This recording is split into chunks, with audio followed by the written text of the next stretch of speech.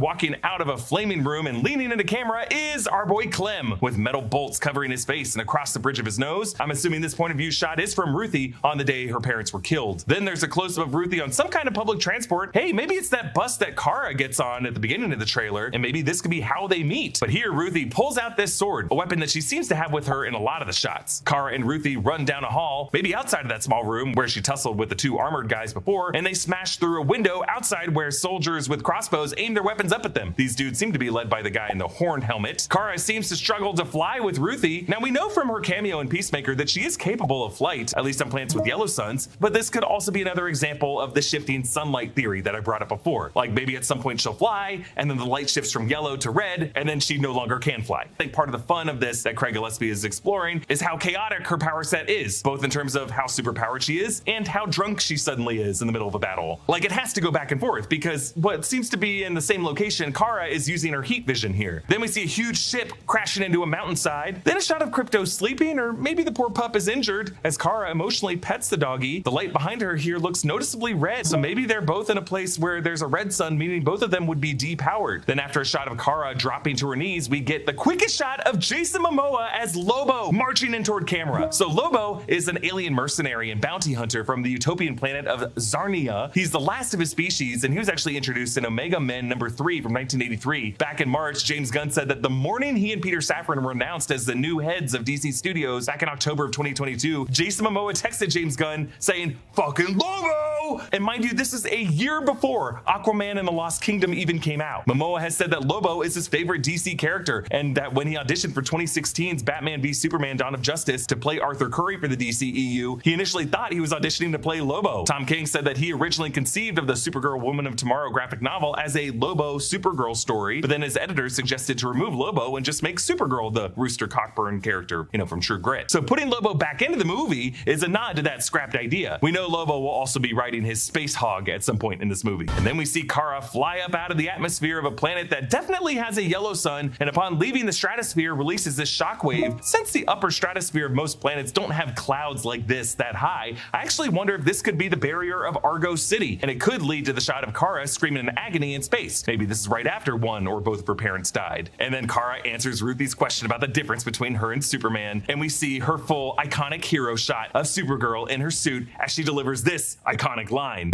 He sees the good in everyone, and I see the truth. Now, we'll get to the line in a second, but I love how the composition of the shot recalls the much debated backlighting of Superman in last summer's film and his impassioned speech to Lex Luthor. I'm as human as anyone. I love, I get scared.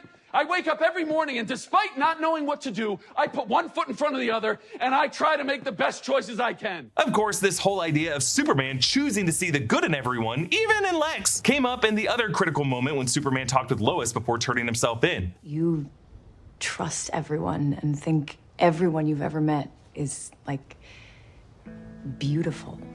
Maybe that's the real punk rock. So the idea of Supergirl seeing the truth also reminds us of Wonder Woman's famous lasso of truth. Normally in DC stories, it's Diana